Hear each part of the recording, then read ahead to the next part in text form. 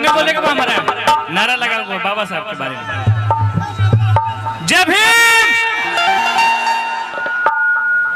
पूरा और हल्ला करके जय जय जय जय जय भीम जय जय जय जय जय भीम जय भीम जय भीम बाबा साहब अमर रहे अमर रहे अमर रहे। वाह वाह जे भी ये मंच से हमके देखा था इतना प्यार आशीर्वाद आप लोग देनी जा और हमारा जन्मदिन पे इतना लोग इकट्ठा होकर यहाँ इतना मान सम्मान और प्यार दे एक खातिर दिल से धन्यवाद आप सबके। आजीवन आप सबके आभारी ये को छोट भाई आप सबके कितना प्यार आशीर्वाद आप लोग देनी जा हर समय। जन्मदिन के मौका पे विशेष आप सबके धन्यवाद की सोशल मीडिया खोलना पर जाम भइल बा भैया इतना प्यार आशीर्वाद आप लोग के मिलल बा।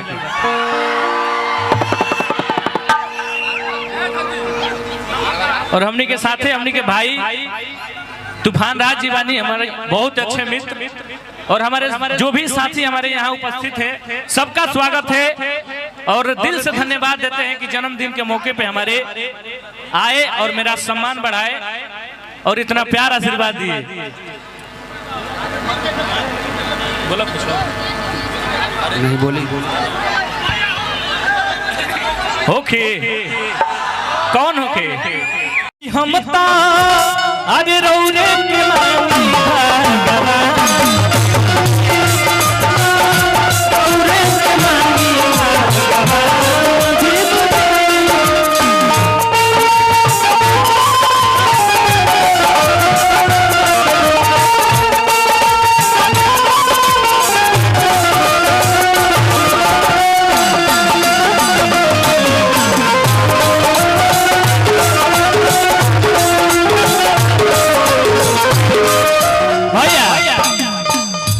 बाबा साहब के असीम कृपा बा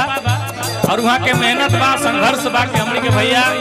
यहाँ मंच पे कुछ कहत नहीं जाया अपने लाइफ में आगे बढ़त नहीं जा हमनी के और समाज में भी हमनी के कुछ करत नहीं जा। बाबा साहब के देन बा बाबा साहब के संघर्ष बा के नहीं जानत भैया बाबा साहब के सबसे बड़ा राजनीति होता बाबा साहब के नाम पे सब लोग जानता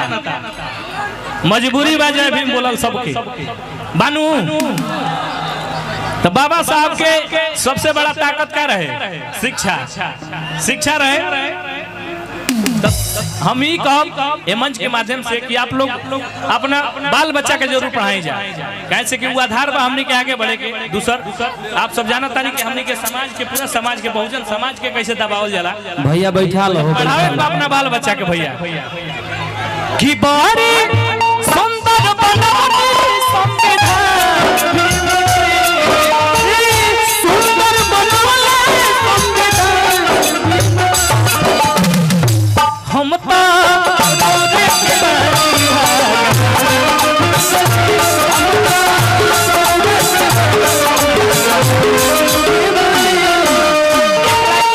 भैया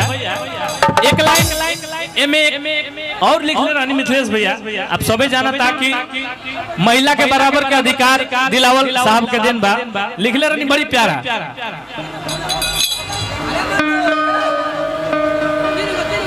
कि साहब नारी के दिलवा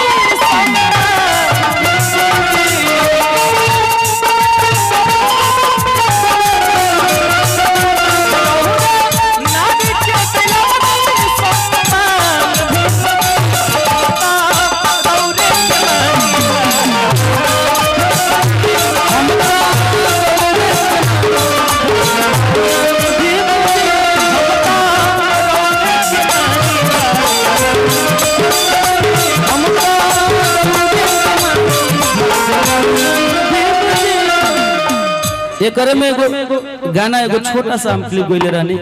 बाबा साहब के मेन मकसद हमनी के रहे कि हर वर्ग के लोग जितना पिछड़ा लोग बाने एगो शिक्षा के मारल लोग हमनी के शिक्षा के मुख्य उद्देश्य रहे बाबा साहब के गमछी के ले बा नीला नीला गमछी के ले बा भाई रे नीला गमछी थोड़ा दा बोलने लबाने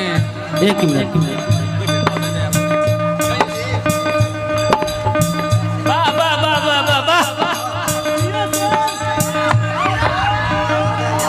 ठीक बानी जानू बबुआ रे हर गमछी जाना तरह लोन के कर सबके मालूम बानू के कर ई कबो झुके लिखे देबे के भले कोनो जगह रह बाकी एजी आवे के बा एगो गाना गले रहनी कोनो जगह हर की नीला रे गमछिया बस का पभारी हर की भीम जी के कहल हटे सुन न रे नारी हर की शिक्षा हो से रानी के दूध होए बबुआ जतीदा भैया हर की नीला रे गमछिया बस का पभारी भीम जी के कहल सुन न रे नारी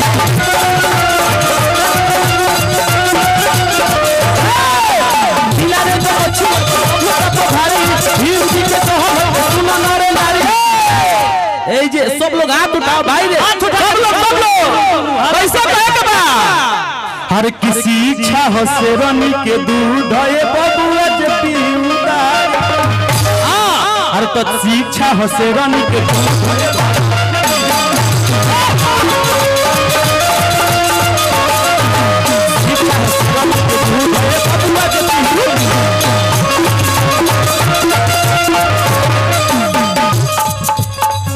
भाई जी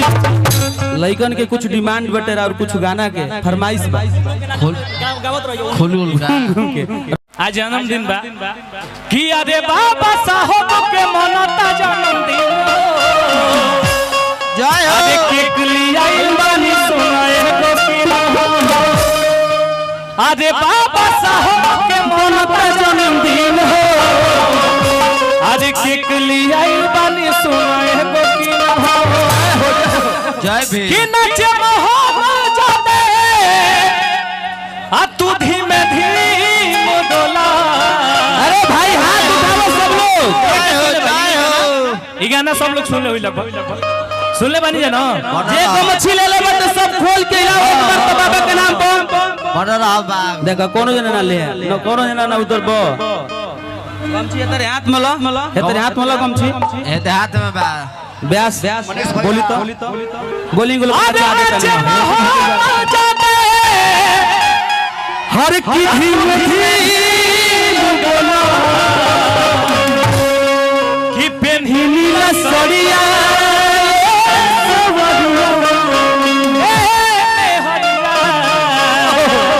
की जय सुन ले मैं सब लोग आए भैया अरे बाबा साहब जन्मदिन हो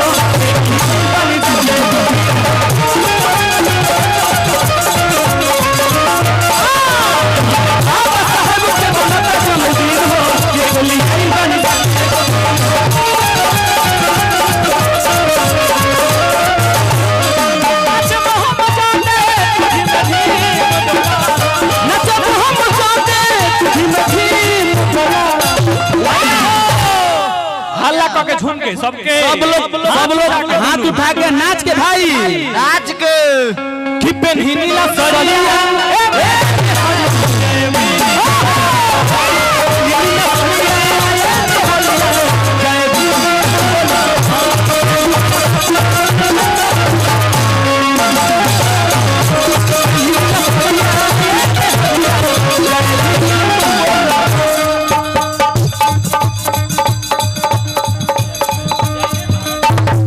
कट कट कोई के इथि करे के गइले रंग हमनी के कवा